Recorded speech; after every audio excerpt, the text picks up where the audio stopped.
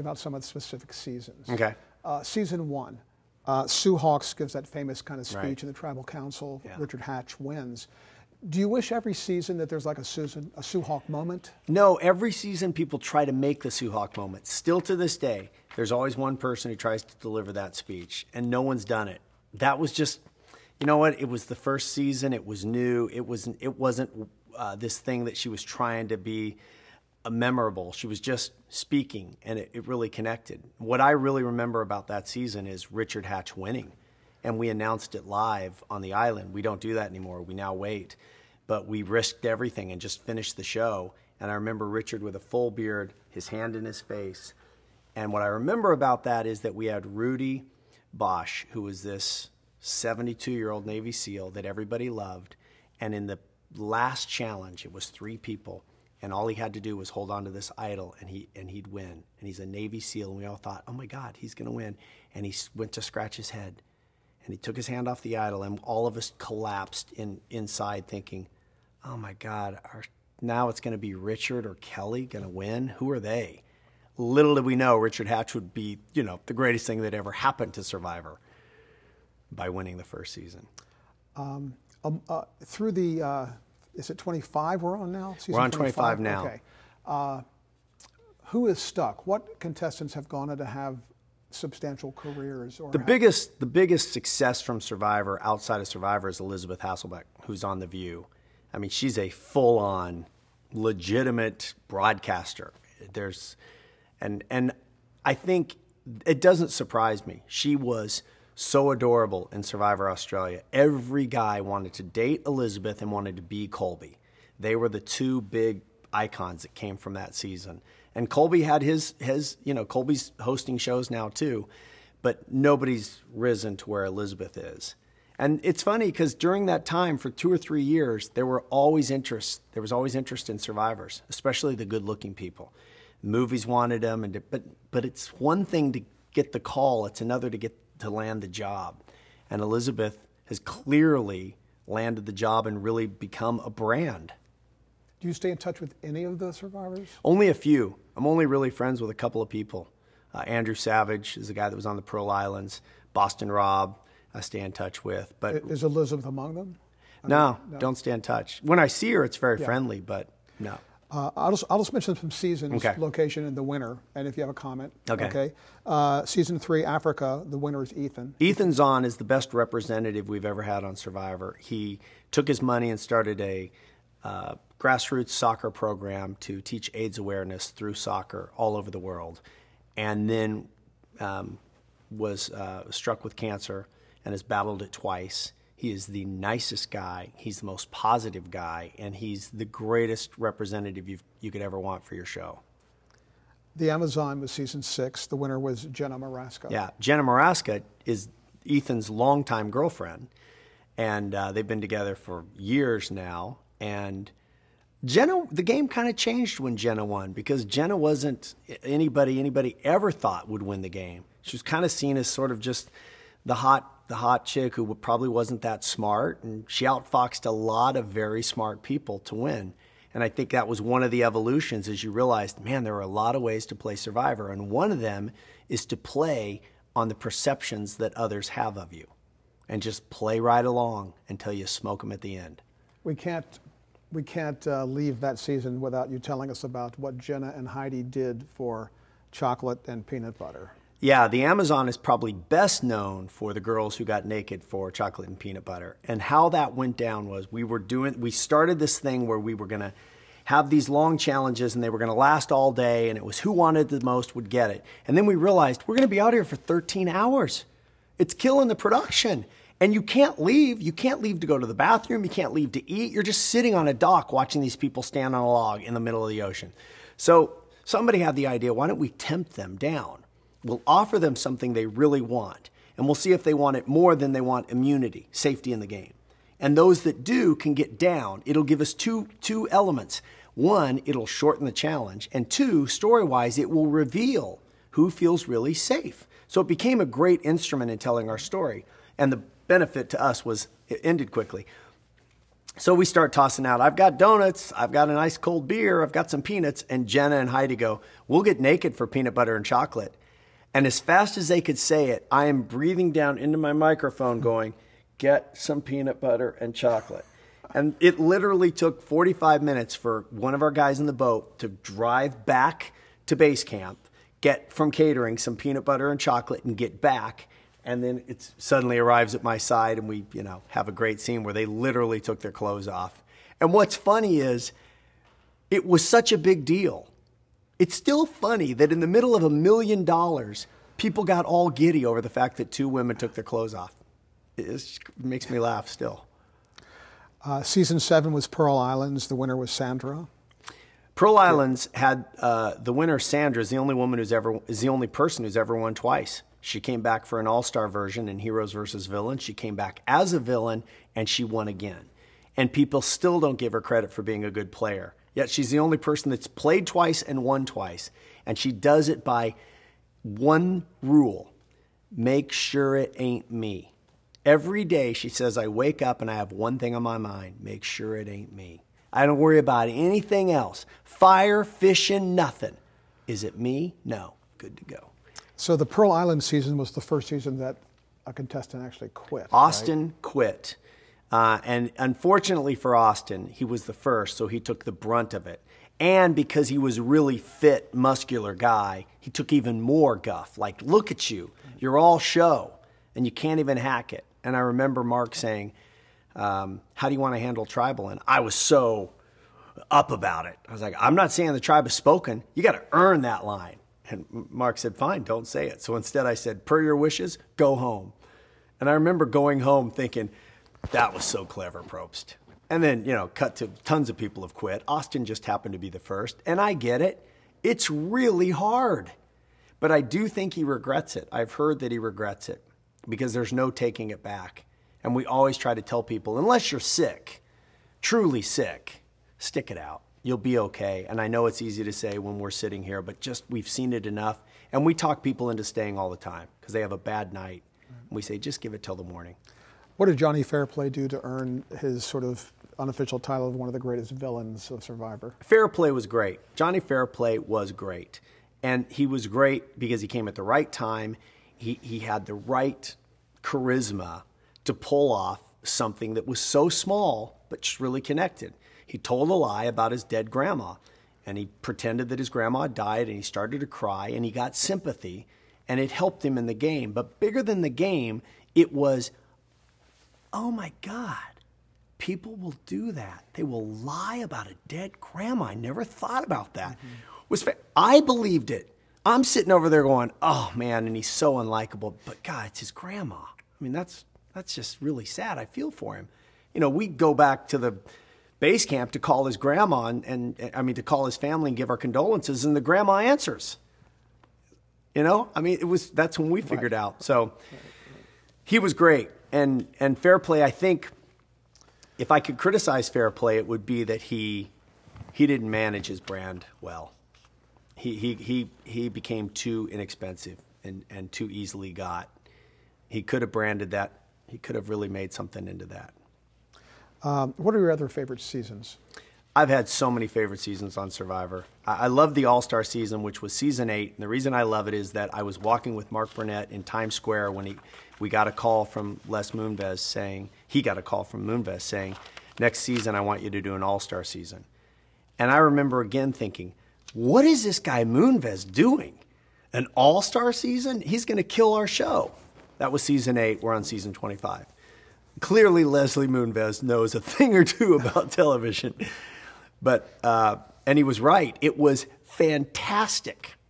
And we bring back people all the time now. Those guys that are up there, they're usually there for a reason. Any other favorites, or do you have a favorite season? Any favorites in which we bring people back are usually pretty good. We've done a version of fans versus favorites where we take really big fans and we put them against their favorite players. We did Heroes versus Villains. We had a twist on a season we did Redemption Island where we basically had a loser's bracket in the game. I've pretty much liked 90% of our seasons. I'm super proud of our storytelling. It's really about storytelling. once we have the people and then we get down to 8 or 9 people, we can't control what they do. So we either have a good group of 8 or 9 or we don't. And if we don't, we're dead. Fortunately, our audience will hang in there, but then they will tweet me and say, that blew. Those last 8 people blew. Season 25, we don't have that problem. Season 26, we really don't have that problem. So we're good for the rest of this year. The show has won a total of, I believe, 6 Emmys, and 4 of them have gone to you for as host. How did that feel when you got the initial one? Because that was the first time the category existed, I believe, for host for a reality competition show. And the fact that you won a string of them. Yeah. Well, the funny thing about winning the first Emmy for host was that a bunch of reality guys, hosted that year's Emmys. And it was, I will say what everyone else will say, it was one of the worst Emmys ever. So we're up there hosting the Emmys, which is what we're supposed to be the best at. And we're horrible. And then the last award of the night goes to us, and Kimmel gives it to us. And the funny part of all of it was that I had talked with Kimmel the night before at a party, and he said, what are you guys going to do? And I said, we have nothing. And he said, you know this is going to bomb. And I said, yeah. And he goes, I'm serious. You're going to bomb. We'd already been at Seacrest's house. Howie and I had been at Seacrest's house a couple of weekends before saying we're going to bomb. And we started writing the reviews of how bad it was going to be. We didn't have a way out. Tom Bergeron and Heidi Klum had the thing they wanted to do. Howie wanted to tell a joke about something. You know, everybody, we just had it just was a disaster. So it was very weird to be given the best host from a group of the worst hosts. That's what it felt like.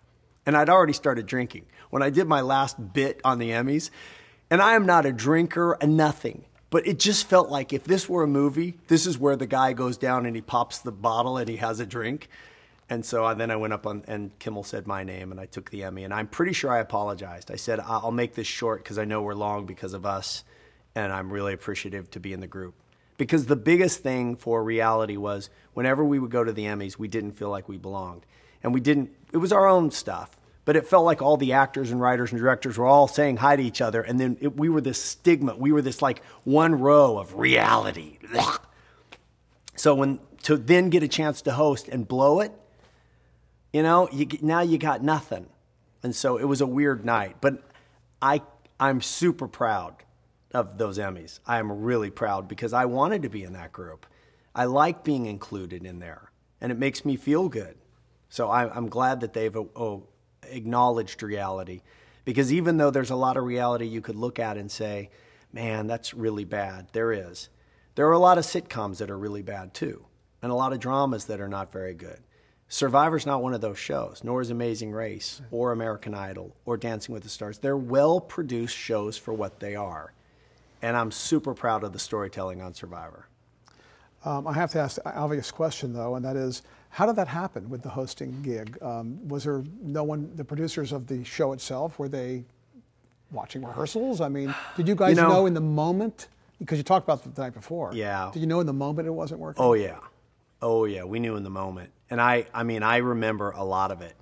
And I don't think you can blame anybody. Certainly the executive producers, they have to take some blame. But on the other hand, you got 5 people who by nature have their own point of view. I have my own point. Ryan certainly does. Tom does. Right. So, you needed a big time guy to come in and say, all you guys, zip it. But we didn't have a tape piece. We had nothing. And even now it's ridiculous. I would never agree to do something with 5 people again. That's a lesson I learned. 5 hosts, bad idea. Well, when you say that, I'm thinking if there were 5 hosts from almost any genre, it might have been the same kind of a problem. Disaster. Who knows?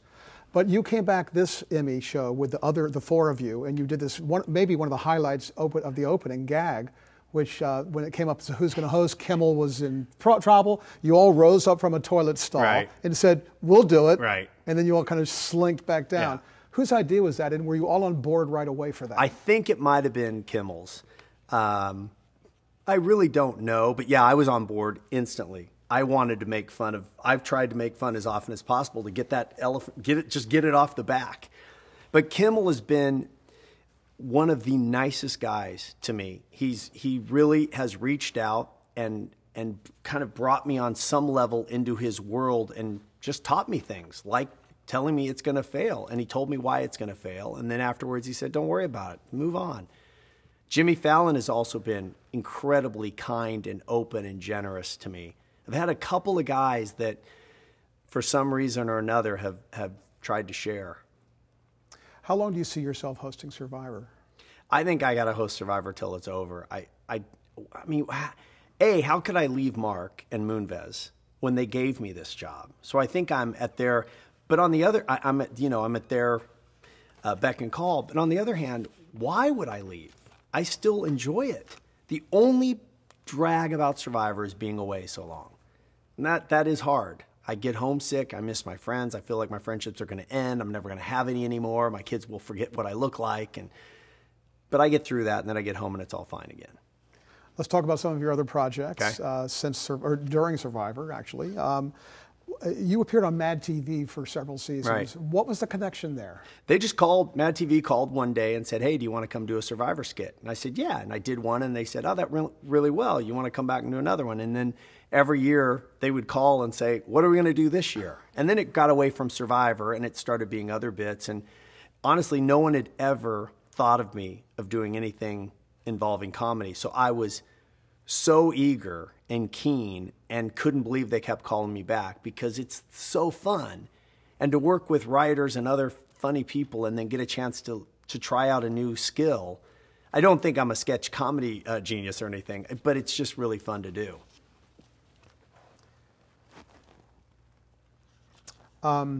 Live with Regis and Kelly, you've hosted numerous times, Yeah. I think 24 times.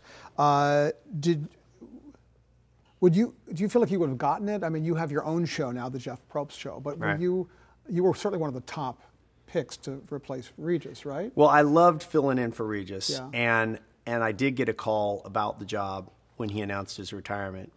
But for me, it was a non-starter because it required moving to New York, and I can't move. I'm married now with kids, and we share them with 2 other parents, and so I couldn't even, as much as I would have loved to have sat next to Kelly every morning and talk about my life and be done at 10 o'clock.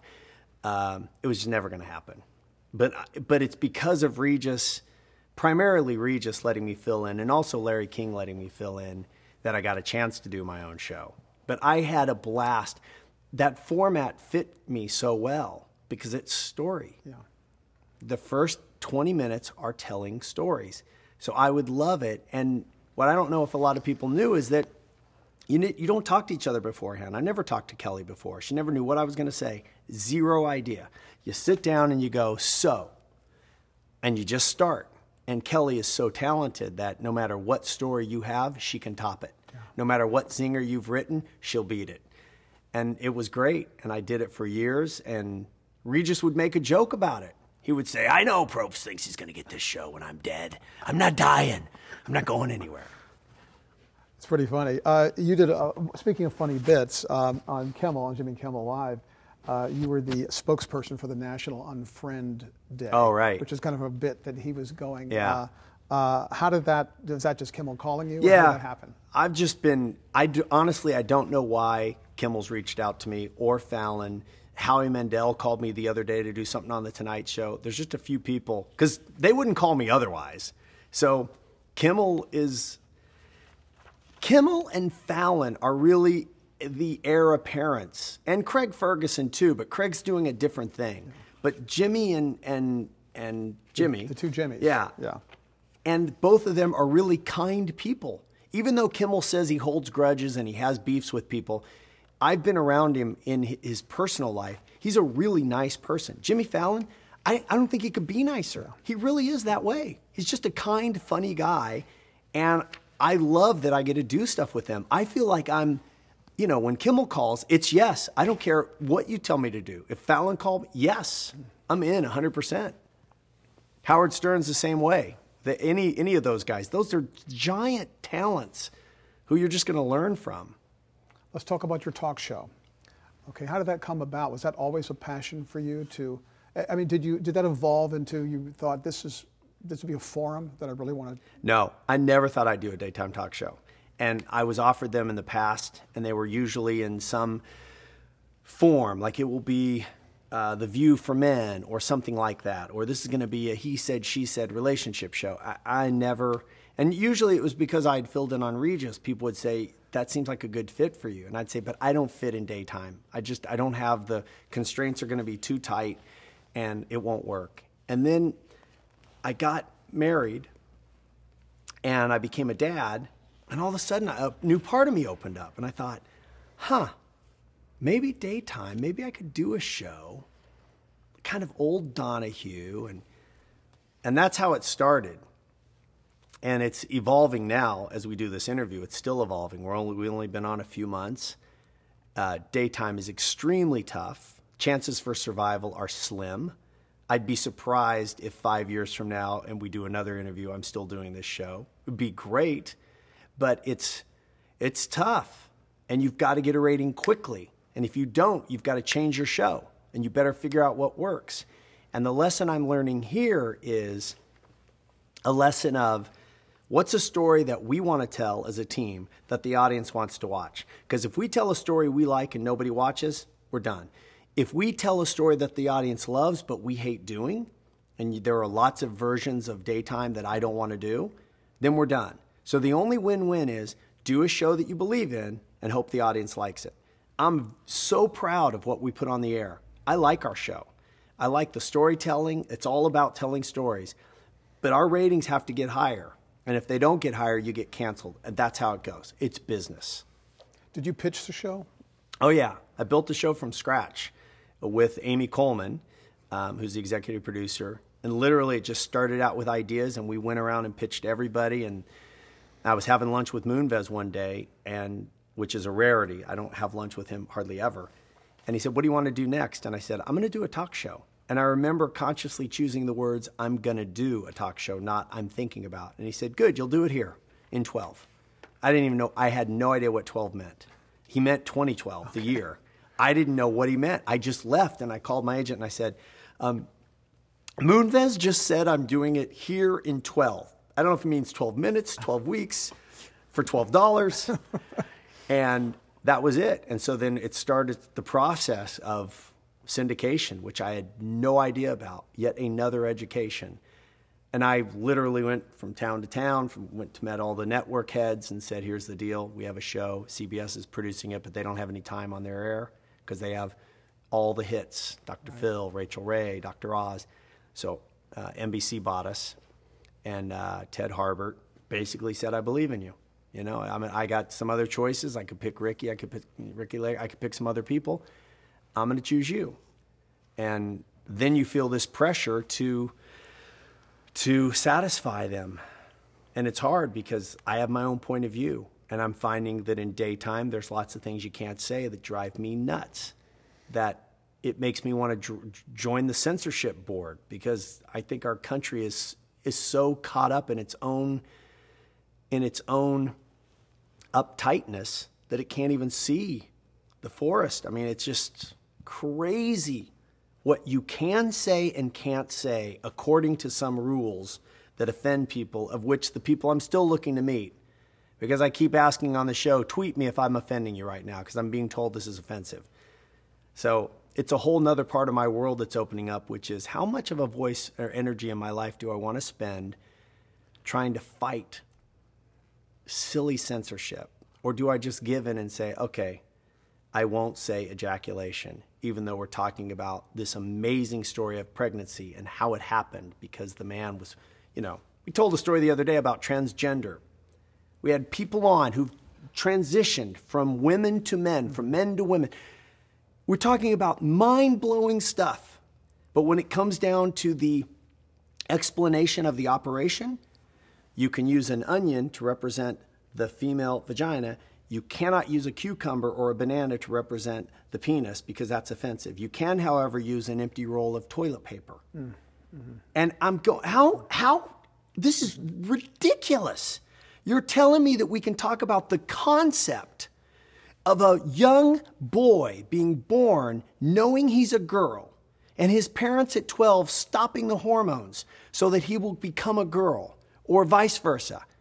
But when we then talk about the procedure to change it, we have to use a roll of toilet paper. In other words, the thing you wipe your ass with is okay. That's what goes through my head some days.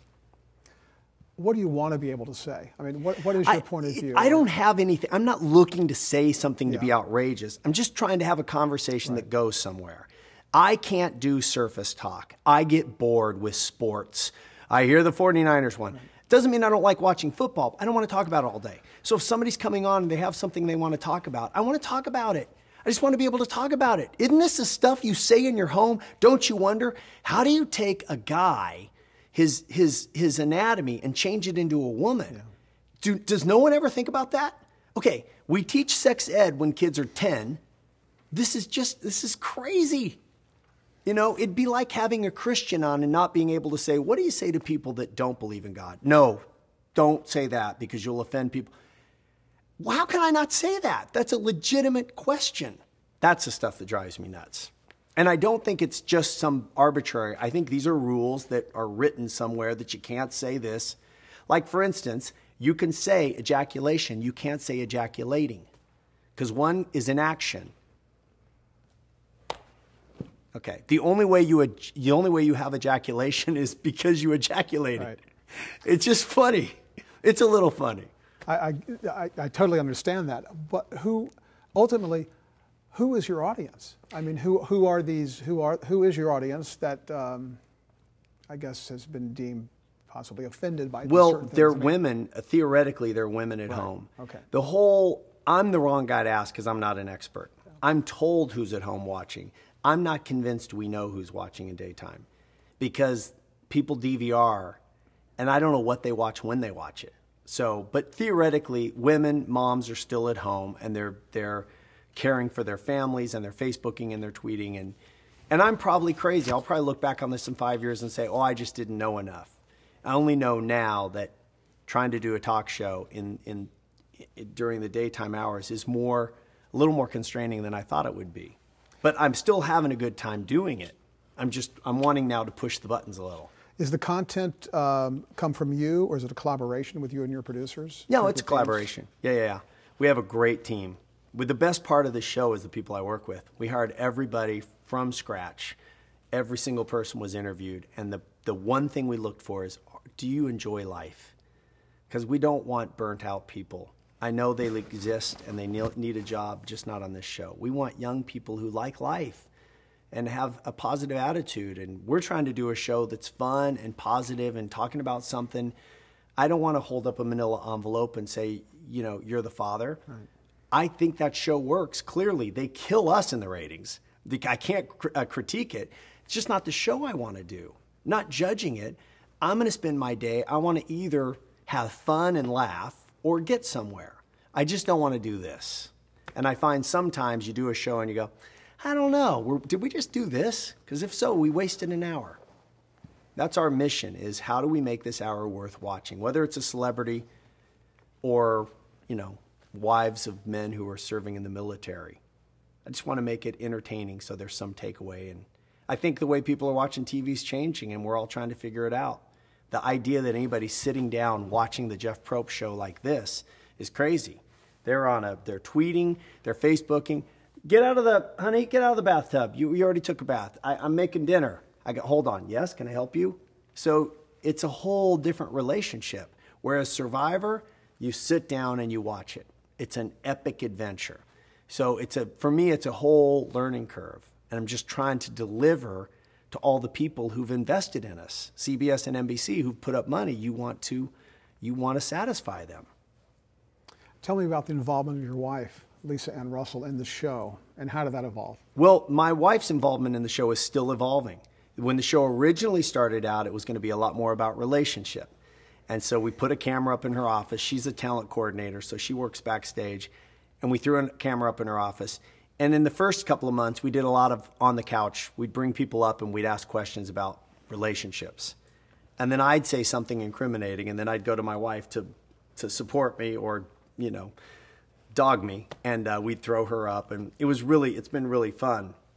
The show is evolving yet again. And so as the show evolves each time, her involvement wanes, ebbs and flows as it goes. And we're getting ready to try another iteration of the show in a couple of weeks.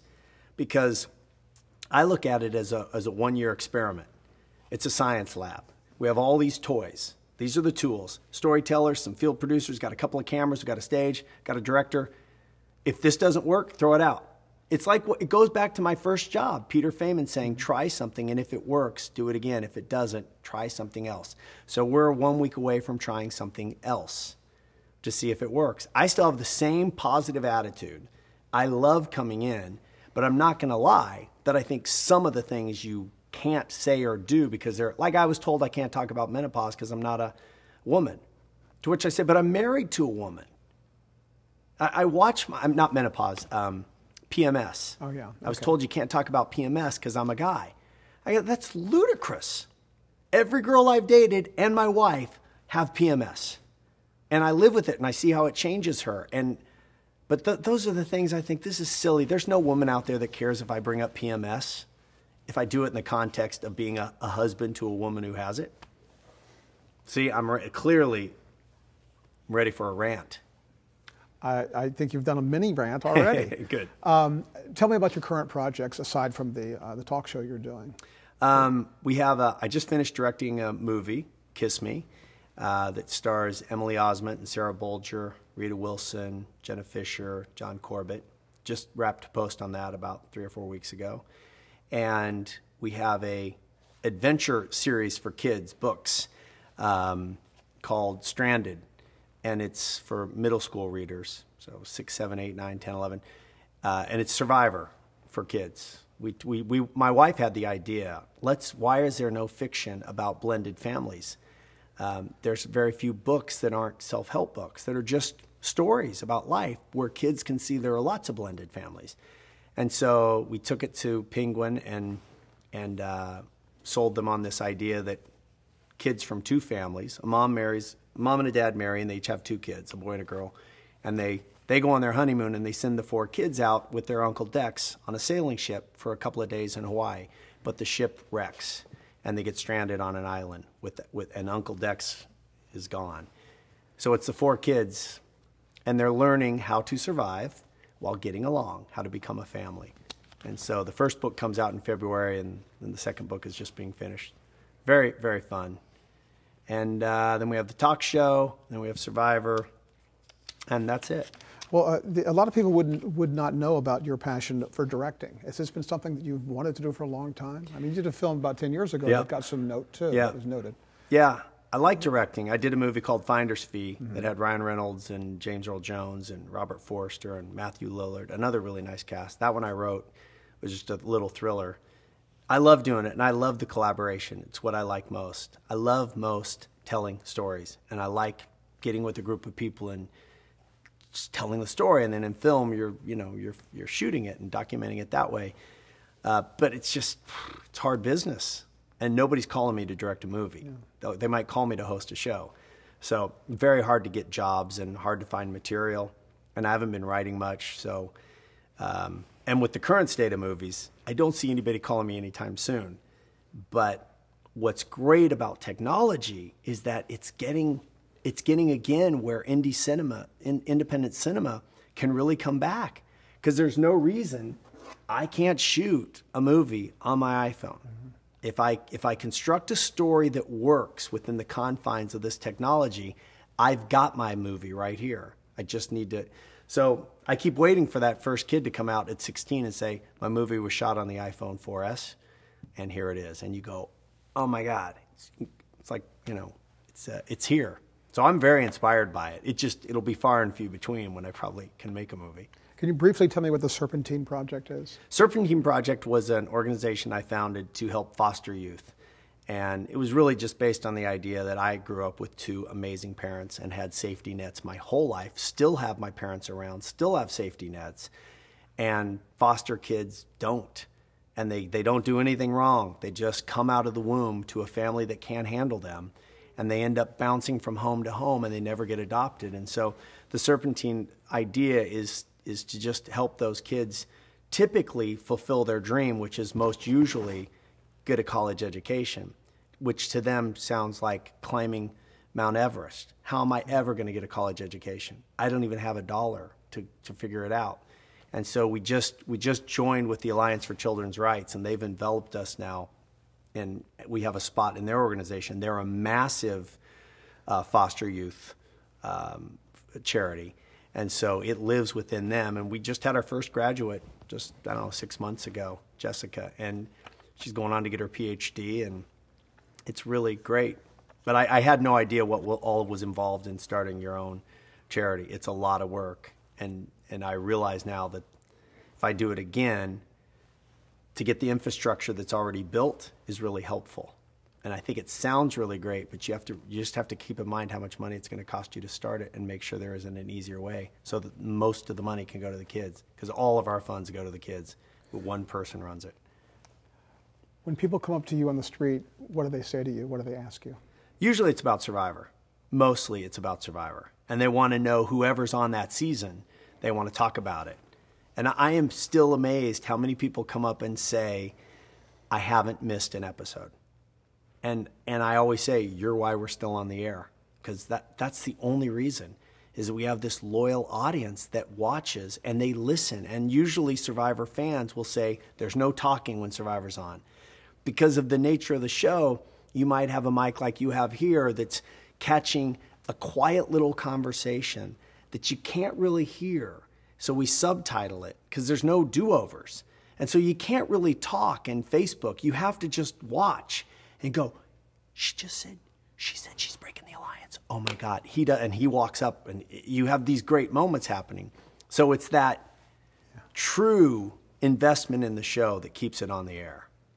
What advice would you give to an aspiring host? You know, it's funny because there are hosting jobs now, and the advice would be to host anything. Great example I saw was Neil Patrick Harris. Before he hosted the Emmys and before he hosted the Tonys, he hosted a bunch of really small shows that no one saw. They weren't televised. And he would always ask me to come be a presenter. And he did one at a magic show. Nobody was there. It was literally 50 people. Here's Neil Patrick Harris. It's just a few years ago he was doing this. He's the same big star hosting this tiny little show for magicians. Or he'd do one for a gay rights group. Nobody was there. And I didn't really understand what he was doing. I thought, he's just a nice guy helping these, but I'll come do whatever you want. And then he goes and does the Tonys. And then he does the Emmys. And he'll probably end up doing the Oscars, you know. Here's a guy, very seasoned, still learning, taking any job to figure it out. Now I look back, he was figuring it out. He was trying it out, like jokes at a you know, for a comedian. And by the time he hit the Tonys and the Emmys, boom, knocks it out of the park. So I would say to a young host, start hosting anything. Forget about the next NBC show you want. Host anything. Because now I see you learn every step of the way. You just don't always realize it. But you're going to learn. And then when NBC does call, you'll be ready. What would you like your legacy in television to be? A legacy in television. That's a good question, because I struggle with host, because sometimes I have this like therapy. I need therapy to get over the fact that sometimes I look at hosts and I see a white guy with dark hair and I think, kind of a boob, you know? Just kind of a wind-up doll. And I think it's why I've been so resistant to being scripted, because I have my own thoughts, and I find that little authority complex comes out. And so what I think I would want my legacy to be would be a nice guy who helped tell stories. But I don't know that that's what it'll be, because I can't see myself. We just had a meeting on the talk show, and we're going to change, and we're going to go into a co-host kind of format, and we're going to do some host chat like I did on Regis talking. And I said, give me the feedback. What's the feedback? And one guy said, I need to root for you. Make me root for you, because you appear like you have it all. You are successful, you're employed, and you have a wife, and you have a house. And it was just, while you guys were in here lighting, it really hit me right between the eyes. Have I lost touch? And, you know, am I some guy, a big blowhard, walking around? Because it's not how I feel inside. So right now, I don't know. It's the flaw that makes Survivor so interesting is you can't see yourself. It's easy to see everybody else. So I can spit off everybody else's problems and why you won't win. I don't know what mine are. And I would probably hate to hear the truth. There was a time on Survivor a few years ago when I started EPing, and I asked our psychologist, who we have on set all the time to deal with any emotional problems of the survivors, I said, would you give me a 360? Would you go to the crew and give a 360 and find out? She goes, you don't want to know. I said, really? Do you know that about me? And she goes, no, I've done 360s. They're never pleasant. People will tell you all the awful things that you don't want to know about yourself. And that still lingers in my head. Like, what is that list of awful things that I know a few, but I'm sure I don't know all of them. So that tells you my own story is incomplete. I don't know how it will end. And you have a lot of time to shape it. I hope so. Okay. Thank you, Jeff. Awesome interview. Thank you. Thank you.